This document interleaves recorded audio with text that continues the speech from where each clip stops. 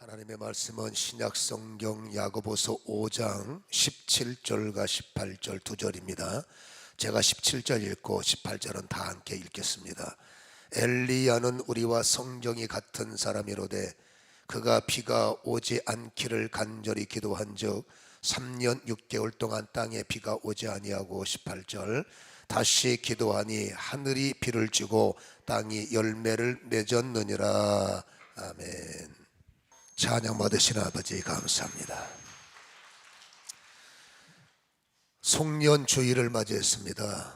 2019년도 엊그저께 시작했는데 벌써 한 해를 마무리하는 마지막 주일입니다.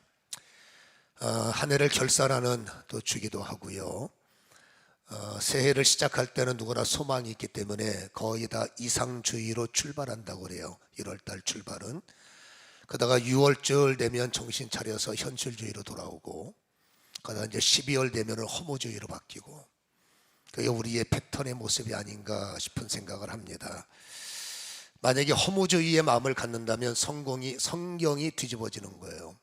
분명히 하나님은 내 시작은 미약했지만 끝은 창대하리라, 이게 인풋이 돼야 되는데, 물론 그 의미는 좋은 의미가 아니지만 뜻을 풀면 적용점이기 때문에 은혜는 되는 거죠. 허무주의로 만약에 성경을 듣고 성경을 우리가 분석한다면 내 시작은 미약했지만, 이상주의죠. 네 끝은 뭐라고요? 네 시작은 창대했지만 네 끝은 미약하리라, 이렇게 들리면 안 되죠. 우리는 뒤집어서 네 시작은 미약하지만 분명히 끝은 창대하리라. 믿음의 사람은 이게 픽스가 돼야 돼요. 우리가 자칫 잘못하면 나는 꿈을 갖고 시작했는데 나는 안 되나 봐, 이 늪에 빠져버리면 힘들어지는 겁니다. 그리고 그 힘들어지는 늪의 마음에 성경을 던지면 항상 성경은 내 귀에는 뒤집어 들리는 거야. 나의 시작은 창대하지만 나는 끝은 미약해. 다른 사람은 다 돼도 나는 안 될 것 같아. 이러면 얼마나 인생이 힘들어지겠느냐라는 겁니다. 여러분, 중요한 것이 있습니다. 나는 하나님의 것이라는 거예요. 내가 예전에는 암흑의 성을 갖고 있는, 여러분, 그 육신적 가문의 한 사람이었고 그냥 세상에 속해 있는 일원이었지만, 정말로 우리가 감사한 것은 거듭남을 통해서 우리는 신분 상승이 이루어졌단 말입니다. 그래서 우리 하나님의 가족이 되었고 나는 하나님의 것, 하나님의 소유가 됐기 때문에 이제는 여러분 내 인생 내 맘대로 움직이는 것이 아니라 이제는 하나님이 내 인생을 주도하시는 거예요. 우리의 마음속에 순전하다라는 말을 욥기서를 통해서 발견합니다. 욥은 순전한 사람이에요. 여러분, 순전하다는 게 무슨 뜻이냐면 철이 없다는 거예요. 그만큼 천진난만. 집안에서 예를 들자면 어려운 일이 생겼을 때 아이들은 여러분 어려운 거 상관없어요. 부모님만 계시면 좋은 거예요. 어른들은 뭐 이 문제 저 문제 때문에 인상 쓰고 뭐 슬퍼하고 괴로워해도 애들은 막 정신없이 뛰는 이유가 애들의 기쁨은 부모님이에요. 그 아이들이 어릴수록 황금 같은 거 관심이 없고, 아이들이 어릴수록 여러분 권세가 무슨 필요가 있습니까? 그냥 그 아이들의 웃음은 그냥 엄마가 얼굴 보이면 웃는 거예요. 그냥 부모님이 보시면 마음이 좋은 겁니다. 그거는 부모님이 슬퍼도 부모님이 나의 힘이기 때문에 뛰는 겁니다. 그게 순진하다라는 뜻이죠. 여러분, 우리가 하나님이 우리 인생의 주권자가 되셨기 때문에 우리가 믿음의 눈을 가졌을 때 우리는 잊지 마셔야 됩니다. 하나님이 끝났다, 예수님이 네 인생 끝났다라고 해야 끝난 거지, 우리 인생은 절대로 끝난 것이 아니라는 거예요. 우리의 현 주소가 뭔가 슬럼프가 있고 나의 지금 주소가 뭔가 한 해를 결산하니까 내가 왜 또 이것밖에 안 되나, 여러분 그렇게 마음을 힘들게 할 때 우리는 직시해야 될 것이 있습니다. 나는 하나님의 것이라는 거예요. 그리고 하나님이 절대 나를 포기하지 않는다는 겁니다. 주님이 끝났다 할 때까지 우리 성도의 인생은 절대 끝난 게 아니라는 거죠. 여러분, 바티칸에 가면 그 시스티나라는 성당 소성전이 있어요. 천장을 보면 천지창조, 우리가 알다시피 4년의 대작 미켈란젤로의 작품이 있어요. 여러분, 그 미켈란젤로의 작품을 마지막 마무리할 때쯤 이제 거의 끝난 상태죠. 그러니까 제자가 옆에 있던 제자가 볼 때 이제 선생님, 이제 모든 작품이 다 끝났습니다 라고 말했다고 그래요. 그때 여러분 그 미켈란젤로가 제자를 보면서 너희의 눈에는 다 끝난 것으로 보이지만 내 눈에는 아직 안 끝났어. 그러면서 수개월을 몇 개월을 더 여러분 마무리를 했다는 거죠. 그러니까 이제 모든 작품이 완벽하게 끝나서 미켈란젤로도 붓을 내려놓고, 근데 중요한 것은 손에서 붓을 놓지 않는 겁니다. 그리고 작업했던 모든 도구를 치워야 되는데 치우지 않고 계속 시간을 보내니까 옆에 있던 제자가 다시 한번 말합니다. 선생님, 이제는 모든 작품이 다 끝났지 않습니까? 그때 유명한 일화를 남겼대잖아요. 미켈란젤로가 내 생각에도 다 끝났어. 그러나 주님 보시기엔 어쩔 줄 모르겠네. 이게 유명한 일화라는 거예요. 주님 보시기에. 여러분, 우리 보기에 뭔가가 끝나고 우리 보기에 뭔가 이제 안 돼, 뭐 긍정이 됐든 부정이 됐든 안 돼, 이래 저래 라고 말하지만 성도는 내 것이 아니라 주님 것이기 때문에 주님께서 평가해 주시는 게 맞는 거예요. 그러니까 세상 사람이 뭐라고 나를 평가하고 세상이 어떤 평가의 조건을 우리에게 라인을 친다 해도 주님께서 아니야, 네 인생 끝나지 않았어 하면 우리 인생은 끝난 것이 아니라는 거예요. 우리의 지나가는 가정은 미약할 수 있지만 분명한 것은 주님이 나를 불렀을 때 나는 반드시 너희의 인생이 창대케 되기를 기대하고 창대케 되기 위해서 내가 너를 불렀노라. 이것이 아버지의 작품이요 말씀이라면 우리는 다시 한번 한 해를 보내는 이 송년주일에 여러분 세상을 내 기준으로 봐서 나는 왜 이렇게 안 될까, 우리도 왜 내 뜻대로 덜 될까, 내년에 나에게 기약이 있고 그렇게 성경이 강조하는 승리자의 시간표가 과연 나에게 찾아올까 뭔가 초조한 마음이 들면 그러잖아요. 여러분 그럴 때 우리는 나의 생각을 내려놓고 주님의 음성을 다시 들어봐야 됩니다. 네 끝은 창대할 거야. 왜냐하면 너는 끝난 게 아니야. 내가 너를 포기하지 않았고 너는 지금도 내 작품이 진행 중이지 너는 작품이 완성된 게 아니야. 너는 끝난 게 아니야. 여러분 우리는 이 음성을 듣는 여러분 시간이 되시고 또 새롭게 맞이하는 우리는 이제 그 모든 시간표에도 나는 하나님의 작품이야, 반드시 하나님이 나를 창대케 하실 거야 라는 이 굳어진 말씀을 갖기를 다시 한번 주님의 이름으로 간절히 소원합니다. 과연 내가 승리자의 삶을 살 수 있을까? 오늘 성경이 말합니다. 엘리야를 보라는 거예요. 나는 힘도 없고 우울한 사람인데 도울 사람도 없는 사람인데 특별하지도 못한데 재주도 없는데 과연 나에게 새로운 인생이 올까? 라고 질문을 할 때 주님께서 말합니다. 엘리야를 보라니까 라고 말해요. 엘리야를 봐라. 여러분 엘리야 따라오는 수식어가 너무나 많아요. 엘리야 최고의 능력자, 엘리야 최상의 선지자, 엘리야 죽은 자를 살린 자, 엘리야 놀라운 사람, 갈멜산의 전투에서 위대한 승리.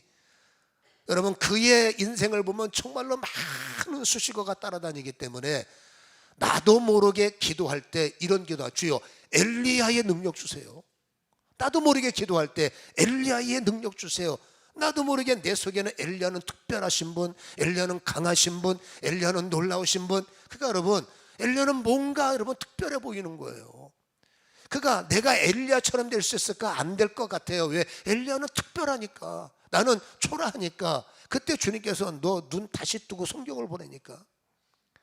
오늘 야고보서는 혹시 내가 이제 이대로 시간표가 이대로 살다가 내 인생이 그냥 마무리되는 것이 아닐까라는 고난을 당할 때 주님께 다시 한번 눈을 뜨고 엘리야가 어떤 사람인지 보고 그 엘리야를 분석을 하라라는 말씀인 거예요. 여러분 엘리야나 나나 별 차이 없어요. 엘리야나 나나 여러분 똑같은 사람이에요. 왜? 성정이 같다라고 말하잖아요. 어찌 보면 엘리야가 나보다 못할 때도 있다라고, 고맙게도.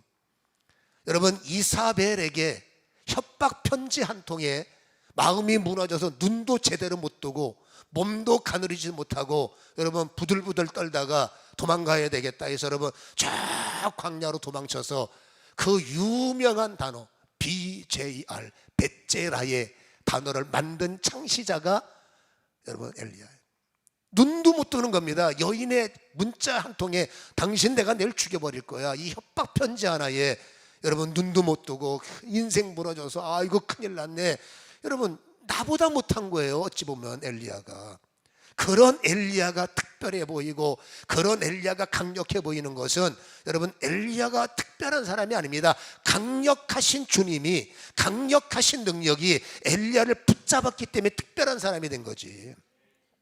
뭐 여러분 유별나고 특별하고 뭐 대단하고 그래야만, 그런 그릇이 돼야만 하나님의 그 놀라우신 단어가 부어지는 것이 아니라, 우리처럼 겁도 많고 우리처럼 별 볼 일 없고 무서우면 벌벌 떨고 눈도 제대로 못 뜨고 숨도 제대로 못 쉬는, 왜 남자가 바보처럼 왜 그래, 이렇게 초라하기 그지없는 한 사람이 온갖 수식어가 따라다니는 사람이 됐다면 우리도 마찬가지라는 겁니다. 우리도 숨 못 쉴 때 많아요. 기죽을 때 많아요. 그러나 하나님의 능력이 나를 둘러덮으면 우리도 온갖 수식어가 따라다닐 수 있는 거예요.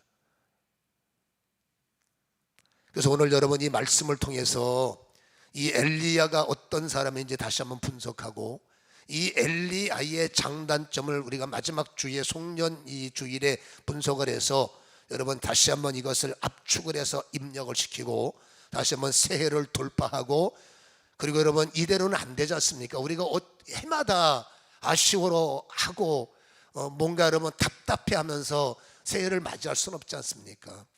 오늘 여러분 이 송년 예배 엘리야의 교훈을 통해서, 분석을 통해서 이제는 새롭게 다시 한번 믿음을 1년 거를 여러분 입력을 해서 장착을 해서 새해는 멋진 여러분 출발, 그리고 여러분 마지막 해에도 여러분 정말 좋은 열매를 다시 맺고야만은 주께서 일하시는 우리 교회, 주께서 일하셔서 좋은 결실이 있는 우리 사랑하는 열방 성도님들 되기를 다시 한번 주님의 이름으로 간절히 축원합니다.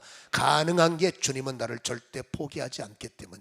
그렇다면 여러분 엘리야의 장점이 뭘까? 나하고 똑같은 사람인데, 아니 오히려 나보다 못한 분인데 왜 저렇게 잘 나갈까? 이유는 딱 하나입니다. 이 하나의 주제를 제가 여러분 1년 52주를 계속 다른 분야로 설명을 했어요. 다시 한번 여러분이 압축을 해야 되는데, 엘리야의 장점이 뭐냐, 이거 하나만 다시 한번 인지하시고 그렇게 되기를 작심하실 때에 우리의 인생을 다시 한번 살펴보자는 거죠. 멋진 천지창조 이상의 작품이 내 인생에도 그려질 수 있다는 거예요. 여러분 엘리야의 장점을 보면 딱 하나입니다. 그게 뭡니까? 시키는 대로 따라합시다. 시키는 대로 옆에 분 얼굴 쳐다보고 이렇게 말합니다. 좋은 말로 할 때 시키는 대로 합시다. 시작. 좋은 말로 할 때 시키는 대로 합시다. 사람이 나한테 시킬 때 말하는 게 아닙니다. 하나님께서 말씀하신다면 어떤 말씀이 있든지 그대로 시키는 대로. 오늘 엘리야 간단합니다. 믿음의 선지자들 간단합니다. 그들의 입에는 오직 한마디만 있었습니다. 예. 하나님이 무슨 말씀을 하시든지 그들은 공통적인 언어가 있었습니다. 예. 여러분 우리의 입술도 성도가 되고 앉아서 예는 합니다. 그러나 우리의 예와 엘리야의 예는 다를 수가 있다는 거예요. 우리의 예는 여러분 그렇잖아요. 좋은 일이 있으면 예를 합니다. 하나님께서 너에게 복을 주신대, 예. 하나님이 너의 자식을 잘되게 한대, 감사하죠, 예. 너에게 돈을 주신대, 땡큐, 예. 우리에게 유익을 준다는 말에 생각 좀 해보겠습니다 하는 사람은 없는 거예요. 근데 여러분 하나님의 말씀이 죄인된 우리를 깨뜨리려면 여러분 무조건 주시는 분은 아닐 거 아닙니까? 뭔가 연약하면 깨뜨리셔야 되고, 뭔가 미비하면 하나님께서 다시 엎어서 그렇죠, 토기장이처럼 작품을 만드셔야 되니 회개도 요청하시고 헌신도 요청하시고 하나님의 희생도 요청하실 때에 우리는 그때는 아멘이 안 나오는 거예요. 나에게 유익이 있을 때는 얼마든지 아멘을 할 수 있고 예를 할 수 있지만, 들어보니 이건 아닌데, 들어보니 그건 아닌데, 들어보니 저것도 아닌데, 그때는 우리는 생각해 보겠습니다로 얼버무리죠. 여러분 제가 알기로는 생각해 보겠습니다 해놓고 긍정을 말하시는 분들은 많지 않았습니다. 10분 가운데 한두 분이나 여러분 나중에 이해했지, 나중에는 거의 아닐 것 같아요. 왜? 얼마나 힘들고 얼마나 손해볼 일이 많겠습니까? 물론 가정이기 때문에 올해는 내가 예를 못했지만 뭐 1년 후에 2년 후에 예를 못하겠어요. 그러나 중요한 것은 하나님이 원하는 것은 딴 거는 몰라도 주의 일에, 딴 거는 몰라도 주님 말씀에는 여러분 시키는 대로 하는 사람을 하나님은 여러분 부족해도, 하나님은 뭔가 나약해도 그에게 세상에서 말하는 모든 여러분 수식어가 붙을 수 있는 사람으로 하나님은 바꿔주시고 만들어주시고, 그게 하나님의 소원이라는 것을 우리는 기억해야 될 줄로 믿습니다. 예. 여러분, 이 열왕기상 17장 18장에 보면 엘리야 목사님의 활동이 나오지 않습니까? 17장 1절에 첫 번째 등장하는 내용이 이런 겁니다. 길리앗에 우고하는 자 중에 디셋 사람 엘리야가 아합에게 말하되, 내가 섬기는 이스라엘의 하나님 여호와께서 살아계심을 두고 맹세하는데 내 말이 없으면 수년 동안 비는 고사하고 이슬도 안 내린다. 저주예요.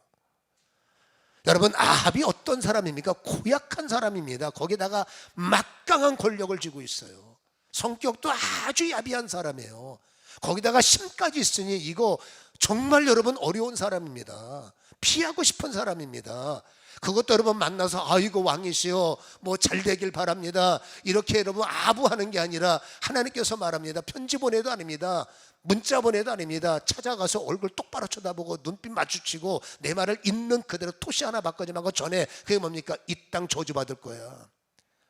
여러분, 광야에서 비가 오지 않는다는 건 당신 경제 끝났고 당신 모든 이제 돈과 관련되는 여러분 보세요, 농사, 여러분 그 사막 땅에 비가 오지 않으면 양이고 뭐가 치명적인 고통을 당하는 겁니다. 잘못하면 정말 경제적 타격이 오는 거죠. 그거는 아합이 들 때는 나보고 망하라고, 여러분 이 소리죠. 지금 당신 입에서 나를 저주하는 거네? 저주죠. 그러니 여러분 보세요, 엘리야의 입장으로 볼 때는 고만한 사람한테 가서 너 저주받을 거야 이 말에도 얻어맞을 판인데, 막강한 실권자를 찾아가서 눈 마주치고 얼굴 마주치고 거기서 여러분 이렇게 떠든다고 해서 여러분 이거 순종할 수가 있습니까? 근데 엘리야는요 이해하는 거예요. 뒤돌아보지 않고 여러분 아합에게 찾아가서 하나님이 이렇게 말씀하셨어요 라고 말할 수 있는 그 힘이 어디서 왔을까라는 겁니다. 어린아이가요 부모님 있으면 눈에 뵈는 거 없어요. 여러분, 그 부모님이 세상에는 힘이 없는 존재라 해도 그 아이에게 그 부모님은 슈퍼맨인 거예요. 그가 부모님만 계시면 상황이 어떤 상황이라도 기뻐서 날뛰는 겁니다. 왜? 부모를 믿기 때문인 거죠. 예를 들어서 여러분 엘리야에게 하나님이 어떤 분이냐? 누구보다 세신 분인 거예요. 엘리야에게 하나님이 어떤 분이냐? 당신보다는 세. 이게 엘리야의 믿음이에요. 아합, 당신의 권세보다 내 하나님이 더 강하고 당신의 신보다 내 하나님의 능력이 100번 더 강하다. 이 마음속에 인풋이 되었고 순전하게 자리를 잡았기 때문에 거기에 흔들리지 않고 거기에 의심하지 않고 거기에 넘어지지 않고, 이후에 여러분 사르밧 과부를 그 아들을 살렸을 때 그 사르밧 과부가 엘리야에게 이런 말을 했습니다. 여인이 엘리야에게 이르되, 내가 이제야 당신은 하나님의 사람이요, 중요한 말이 하나 있어요. 당신의 입에 있는 여호와의 말씀이 진실한 줄 아노라. 당신의 입에서 말하는 말이 진실하다. 말하는 것마다 이루어지고 기도하는 것마다 연락되고 그 말이 진실하다라는 말은 뭡니까? 하나님의 마음을 당신에게서 느끼고 하나님의 영광을 당신을 통해서 느낀다. 그러니까 보세요, 사람들이 볼 때 엘리야는 말씀 앞에서는 순진한 거예요. 하나님의 말씀이 이루어질 줄로 믿고 그 말씀을 그대로 선포하면 하나님이 빛이 있을지어다의 선포한 것 같은 위력이 엘리야에게서 나오기 때문에 당신 입의 말은 정말로 진실합니다. 당신이 기도해주면 이루어집니다. 당신 설교하는 게 100번 맞습니다. 당신 선포하는 게 정말로 맞네요. 이게 뭘 말합니까? 그만큼 엘리야의 마음속에는 하나님께서 말씀하시는 것을 머리 굴리고 내 생각으로 또 분해하고 이미 완성된 말씀을 어떻게 하려고 자꾸 생각을 하는지, 어떻게 분해하는지 모르겠지만 아닌 것 같아, 저런 것 같아. 이거는 여러분 아니에요. 엘리야는 어린아이인 거예요. 엄마 말이 무조건 법인 거고 아빠 말이 100% 맞는 어린아이 같은 거죠. 엘리야가 여러분 수없는 우리보다 못한 면이 있음에도 불구하고 성경 속에 가장 놀라운 이름, 가장 최고의 이름을 얻은 것, 최고의 능력자로 인식이 되는 것은 딱 하나입니다. 하나님의 말씀만큼은 순전한 어린애가 돼서 부모를 신뢰하는 마음, 표현할 방법이 없어 이렇게 표현하는 거예요. 말씀에 들어오면 예, 명령하시면 예. 이성적으로 볼 때는 여러분, 너 그러다 죽으면 어떡할 건데, 괜찮아, 하나님이 저분보다 세. 너 그러다가 안 되면 어떡할 건데, 괜찮아, 하나님이 그래도 책임지셔. 욥이 뭐라고 말합니까? 사는 것도 주요, 살리는 것도 주요, 일으키는 것도 주요, 앉히는 것도 주요. 그게 뭐예요? 욥의 순전한 사상, 선인들의 순전한 사상. 무슨 말씀을 하시든지 시키는 대로 움직이는 이 핵심이 바로 그런 중심이라는 것을 우리는 기억하시기를 다시 한번 주님의 이름으로 간절히 축원합니다. 다시 말합니다. 주님이 더 세. 주님은 강하셔. 남이 가질 수 있는 똑같이 흔들리고 의심하다가 여러분 안 됩니다. 그럼에도 모든 주님이 너 기도하라, 너 금식하라, 너 전도하라, 너 부르짖어라, 모든 말씀은 여러분 정말로 내 마음속에 어린 아이가 부모님의 말을 신뢰하는 것처럼 내 마음속에 그렇게 인지가 되어지고 이건 반드시 돼. 하나님이 저분보다 세. 하나님이 저 나라보다 강하셔. 이 확정이 있을 때 세상은 그게 아닐 수도 있는 거예요. 알고 보니 우리 아버지가 힘이 없는 분인 거예요. 세상에 갔더니 꼼짝도 못하는 아버지인 거예요. 정신 차리고 나니까 커보니까. 근데 하나님은 맞아요. 하나님은 우리가 인지한 게 맞아요. 누구보다 세신 분이고 누구보다 강하신 분이고 누구도 이길 수 없는 절대자가 하나님이신 거예요. 그러니 그 하나님이 시킨 것을, 그 하나님을 절대적으로 믿는 마음이 얼마나 복됩니까? 그리고 그분 말씀대로 시키는 대로 움직이는 이 엘리야의 신행이 얼마나 복됩니까? 엘리야와 나의 차이가 아마도 이것이 아닐까. 그래서 우리는 여러분 송년주의를 맞이해서 다시 한번 나는 하나님의 말씀대로 움직일 수 있는 은혜가 일어나기를 원합니다. 이렇게 확정되는 자리가 되었으면 좋겠어요. 두 번째로 하나님께서 또 엘리야에게 나타나셔서 더 심각한 명령을 내리는 게 18장 1절과 2절입니다. 그리고 나서 여러분 18장 1절에 많은 날이 지나고 여러분 내 제3년의 여호와의 말씀이 다시 엘리야에게 임하여 이르시되 너는 가서 아합에게 보이라. 여러분 지금 여러분 이게 말이 안 되는 거예요. 3년 동안 하나님께서 사태의 심각함을 아시고 17장 3절에 너 빨리 도망 나와라. 너 있으면 죽으니까 빨리 도망 나와. 그 산속에 숨겼단 말이에요. 지금 엘리야는 숨어 지내야 됩니다. 왜? 권력자를 건드렸잖아요. 그리고 그게 여러분 가짜 뉴스가 아니라 진짜 이루어졌잖아요. 그러니 아합은 여러분 독이 올라 있는 상태란 말입니다. 그때보다 더 내가 엘리야 걸리면 가만 안 둘 거야. 저 인간이 와서 뭐라고 한번 말하더니 나라가 이 꼴이 됐어. 두렵지만 어떡합니까? 가만두면 안 되죠. 그 상태를 엘리야가 모르는 게 아닌데 하나님은 세상에 자기 발로 그 독이 올라있는 아합을 찾아가서 다시 한번 얼굴 똑바로 쳐다보고 눈 마주쳐서 여러분 또 다시 물론 좋은 소식이지만 그러나 이미 여러분 아합의 마음속에는 엘리야를 향해서 분노가 있는 거죠. 그거는 웬만한 사람이 볼 때 하나님 내가 아까는 3년 전에는 순종할 수 있었으나 이거는 아니죠. 이거 그냥 주님이 꿈에서 보이시게 하도 주님께서 뭐 다른 쪽 경로를 이용하셔야지 독이 올라있는 저 절대자에게 나보고 가라는 것은 나보고 죽으라는 겁니까? 내 인생 끝장나라는 겁니까? 이건 아닙니다라고 얼마든지 거부권 행사할 수 있단 말입니다. 근데 참 놀라운 것은 18장 2절에 엘리야가 아합에게 보이려고 가니 즉시 움직이는 거예요. 여러분 머릿속에는 굉장히 복잡하고 속내는 뭔가 지저분할 거야. 야 이거 큰일 나는데 이거 하나님께서 나한테 왜 이러나 이 마음이 왜 없겠습니까만은 중요한 것은 속에서 뭔 소리가 올라와도 엘리야는 말씀대로 움직이고 있다는 거예요.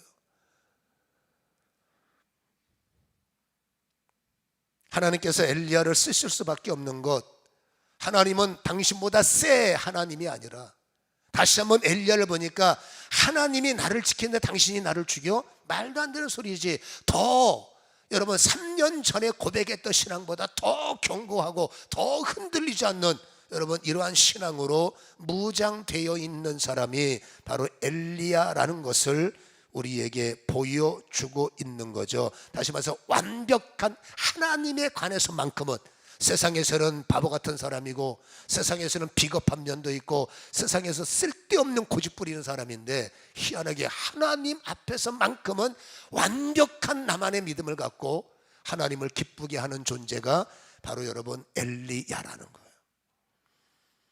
여러분 하나님이 원하시는 이 완벽한 믿음, 다시 말합니다. 하나님의 말씀만큼만은 여러분, 내가 하나님이 원하는 대로 움직일 수 있는 이런 순전함이 자리를 잡기를 다시 한번 주님의 이름으로 간절히 축원합니다. 여러분, 또 한 가지 보면은 하나님이 섭섭하기도 할 거예요. 왜냐하면 시키는 대로 했는데 하나님이 중간에 그 그릿 시냇가에 물도 마르고 산에 물줄기가 떨어지니까 하나님이 너 더 피해 있어야 되는데 너를 공개할 집을 내가 섭외했으니까 너 그 집 가서 좀 쉬어라 할 때 얼마나 기뻤겠습니까? 그 산에서 내려와서 이제 어느 집에 들어가서 쉴 수 있다는 기대감이 컸을 거예요. 근데 하나님이 말씀하신 대로 찾아가니까 세상에 산이 100번 난 거예요. 산은 그래도 아침 저녁으로 까마귀가 밥상이라도 차려주죠. 하나님이 가라에서 찾아간 집이 사르밧 과부집. 어느 정도 여러분 비참한 집안이냐면 이제 먹을 것이 없어서 마지막 손에 있는 한 움큼의 밀가루로 빵을 해서 찌워 먹고 아들이 먹고 죽어버리려고 작심한 그 비참한 가정에 하나님은 저 집 가서 쉬어라 하고 보낼 때, 여러분, 이건 죽음의 문제는 아니지만 하나님 이건 너무하신 거 아니에요? 이 정도 고생했고 이 정도 순정했으면 그 좀 쉴 수 있는 공간으로 보내시는 게 맞지, 어떻게 산 넘어 산이고 강 건너 강입니까? 왜 나를 더 남루하게, 저 사람한테 가서 내가 뭘 하는 겁니까? 뭘 하라는 겁니까? 얼마든지 그렇게 생각할 수 있으나 엘리야는 군말하지 않고 두말하지 않고 여러분 오히려 그 사람을 축복하는 거, 여러분 그 판단에서 하나님께서 좀 잘된 사람을 만나서 쉬게 하라는 것이 아니라 저 안 되는 사람을 축복해서 저 사람을 도우라는 거구나. 이게 무슨 말입니까? 여러분, 내 눈에 보이는 대로 계산하는 것이 아니라 하나님이 가라 하시는 그 현장을 내 생각으로 판단이 아니라 하나님의 생각으로 해석해서 그 엘리야가 사람한 여자를 축복해서 그 집안을 일으키는 것을 우리에게 보인다면 항상 엘리야의 신앙적 모습이 그랬다는 겁니다. 내가 해석, 내가 판단, 내가 분해하는 것이 아니라 하나님이 어쨌든지 주시는 말씀을 긍정으로 이해하고 그 안에서 진리를 찾으려고 하고 그 안에서 해답을 찾으려고 했을 때 엘리야는 어떤 사람이 되느냐? 수식어 붙을 자격을 얻게 되는 거예요. 여러분 보세요. 우리는 주의 일을 할 때 실상적으로 주님이 시키는 일을 많이 해요. 예배드려라, 주님이 시킨 거예요. 너 기도하라, 주님이 시킨 거예요. 이렇게 하라, 주님이 시킨 일을 우리는 잘한 겁니다. 시키는 대로 하고 있으니까. 근데 어떤 일은 독자적 판단이 필요합니다. 주님이 시키는 대로가 아니라 독자적 판단이 필요할 때가 있습니다. 여러분, 이 사르밧 과부의 여인의 아들이 죽어버렸어요. 어린애가, 한창 커야 할 애가, 뛰놀 애가 죽어버렸어요. 그때 여러분, 이 사르밧 과부가 믿을 때는 엘리야 목사님밖에 없으니까 우리 목사님, 우리 아들이 죽었어요. 이게 얼마나 충격적인 얘기예요. 근데 죽으면 끝난 거 아닙니까? 어떡하라는 얘기입니까? 근데 여러분, 엘리야 보세요. 딴 거는 모르지만 하나님이 하실 일에 대해서는 그는 인풋된 게 있습니다. 하나님은 하셔. 하나님은 그래도 하시고 하나님은 저래도 하시고, 우리는 안 되는 단어가 너무나 많지만 여러분, 엘리야의 하나님은 어떤 하나님입니까? 살리시는 하나님이요. 엘리야의 하나님은 되게 하신 하나님이요. 이게 엘리야의 신앙이라는 거예요. 남들은 소망이 없을 때 엘리야는 하나님 말씀에 시키는 대로 하던 훈련이 장착되다 보니까 그 마음속에는 하나님이시면 살려, 하나님이시면 회복해, 하나님이시면 되게 해. 저 동네 사람들 볼 때, 여보셔, 당신이 아무리 목사지만, 당신이 아무리 장로지만 말 같은 소리를 해야 이해가 되지, 말도 안 되는 소리 막 떠들면 안 되지 라고 말을 한다고 해도 엘리야는 그건 당신 생각이고, 내가 믿는 하나님은 살리는 하나님, 내가 믿는 하나님은 일으키는 하나님. 아멘. 그게 여러분 성경에 기록돼 온갖 수식어가 붙어 다니는 사람들의 특징은 당신들이 발견하지 못하는 하나님, 당신들이 기도하지 못하는 나의 기도, 당신들이 활성화시키지 못하는 신앙의 움직임이 그들에게 있었기 때문인 거예요. 여러분, 인생 살다 보면 학벌도 부족하고 건강도 약하고 이럴 때 있고 저럴 때 있는 거죠. 그거 어떡할 겁니까? 이미 벌어진 일 후회봤자 뭐하기 위해서 허무지밖에 안 되잖아요. 하나님이 그런 상황을 예비해서 나를 훈련시키지 않습니까? 내가 시키는 대로 해. 넌 내 이름을 불러라, 나를 의탁하라, 나를 신뢰하라, 내가 너를 도우리라, 내가 너를 살리리라. 이 훈련이 엘리야는 돼 있는 거예요. 그러니 남의 집안에 사실 만큼 사신 집안에 가서 내가 살려드릴게, 하나님께서 너 그 쓸데없는 짓 하지 마 그러겠죠. 한참 살아야 할 아이가 어려움을 당할 때 하나님의 뜻은 뭡니까? 살리는 게 아버지의 뜻 아니겠어요? 죽고자 하는, 죽을 수밖에 없는 일을 만나는 가정을 살리는 게 아버지의 뜻 아니겠습니까? 그때 그걸 이성적으로 판단해서 기도도 기도지만 이건 안 될 일이죠. 그건 여러분 작은 믿음이에요. 엘리야는 여러분 인생에 비겁함도 있었지만 하나님의 이름을 생각하고 하나님의 이름은 끄집어내는 그 일에는 커트라인이 없는 존재였다는 겁니다. 우리가 한 해를 보내면서 다시 한번 새해를 준비하면서 하나님의 이름은 커트라인이 없으십니다. 이거를 입력시켜야 되고 시간마다 어떤 판단을 하고 어떤 일을 끄집어낼 때 결정장애에 빠져서 고민하지 말고, 믿음의 사람들이 뭐 너무 결정장애입니까? 그거 뻔한 건데 기도하면 되는데, 엎드리면 되는데, 줄을 찾으면 되는데, 주께 맡기면 되는데, 이게 우리의 결정이에요. 그러니까 날마다 기도하는 사람이 어떡할까 결정장애 갖지 말고, 여러분 그건 하나님이 하실 일이니까 이게 우리의 인풋이 되어서 우리는 하나님께 던져버리는 기도를 빨리 해야 되는 거예요. 하나님께 맡겨버리는, 하나님께 올려버리는 그런 기도의 시간표가 빨라져야지 고민하고 방황하고 돌아다니다가 기도밖에 없네, 그게 얼마나 여러분 늦은 시간입니까? 그렇잖아, 아쉽잖아요, 보내버린 시간이. 그래서 우리가 예하는 습관을 가지면 여러분 정말로 주님께서 하실 거니까 걱정 안 해 라는 단어는 나도 모르게 내 속에서 하나님의 능력으로 여러분 솟구친다는 것을 우리는 기억하시기를 주님의 이름으로 간절히 축원합니다. 한 해 보내면서 무장이 해제되면 안 돼요. 여러분 엘리야의 마지막 교훈 하나가 있습니까? 그러니까 깨지네요. 그러니까 깨지네.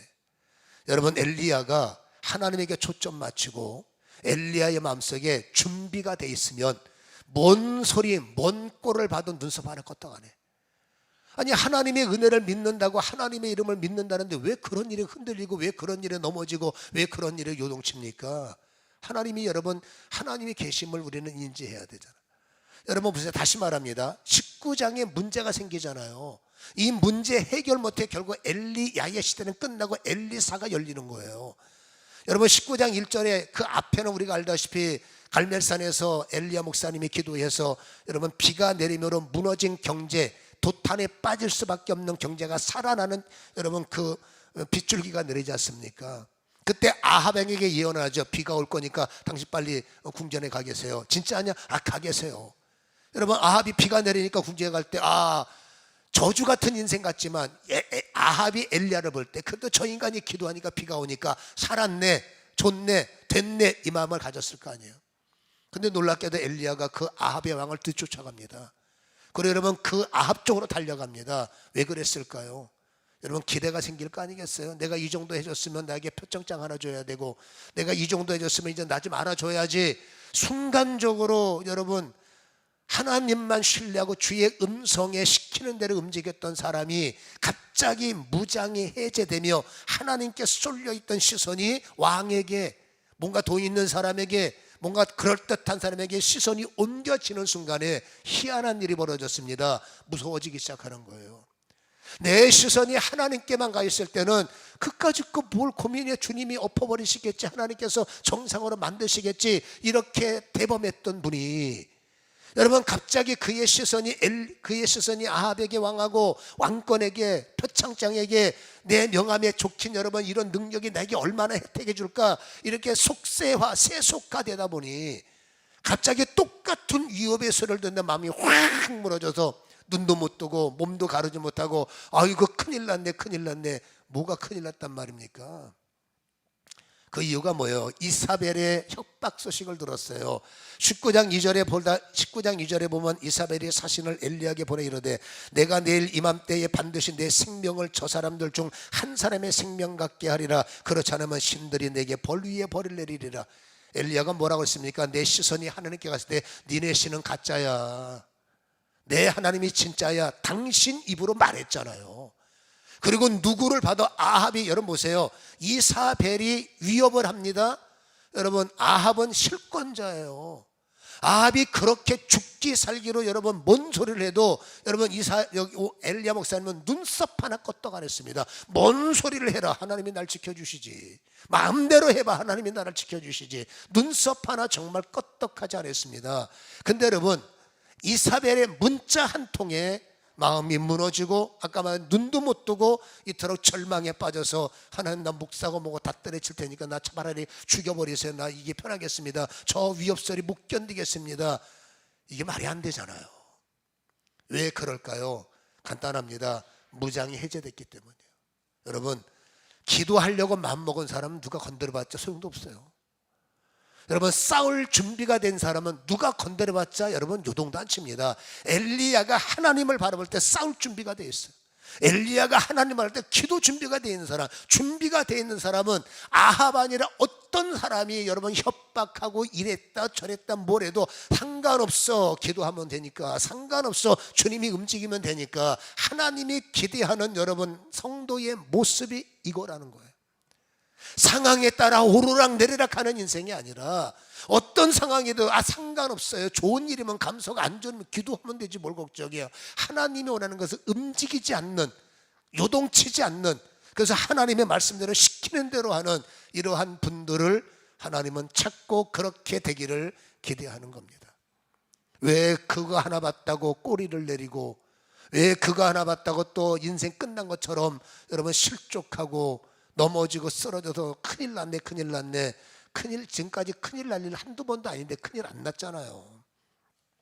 왜냐하면 무장이 해제돼서 그래요.